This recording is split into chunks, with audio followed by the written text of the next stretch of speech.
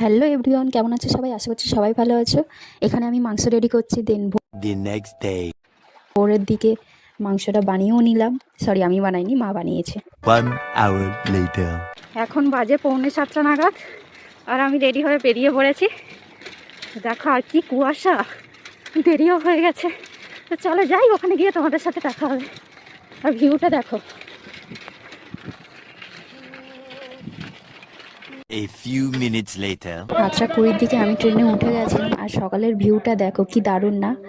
8:15 নাগাদ নামখানায় পৌঁছেও গেছিলাম। A few moments later. এখন বাজে 8:23। আমরা বকখালি না, নামখানা স্টেশনে নেমে গেছি। এবার বকখালি যাব। তো চলো সেখানে গিয়ে তোমাদের সাথে দেখা হচ্ছে। এই হচ্ছে নামখানার সামন দিকটা, যেখান থেকে টোটো অটো ধরতে হয়। এখন আমরা বাসের মধ্যে বসে গেছি, তো কখন বাস ছাড়ে দেখি। তো চলো বকখালি গিয়ে দেখা হচ্ছে। প্রত্যেকবারই বলছি বকখালি গিয়ে দেখা হচ্ছে, এবার শিওর বকখালি গিয়ে দেখা হবে। চলো টাটা। আর এই জায়গাটা কি সুন্দর, তাই না?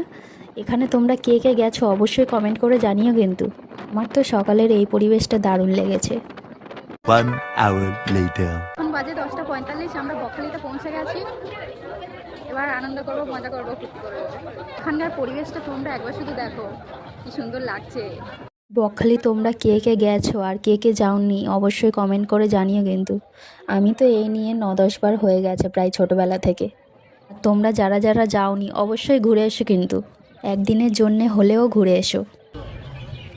এখন আমরা সবাই একটা জায়গায় কাগজ পেতেছি, এবার বসবো, দেন টিফিনটা করব, তারপর নদীর ধারে যাব, তাই না?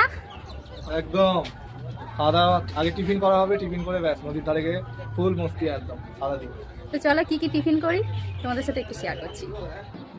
আমাদের টিফিনে আছে রুটি, যেটা আমি এখন খাচ্ছি।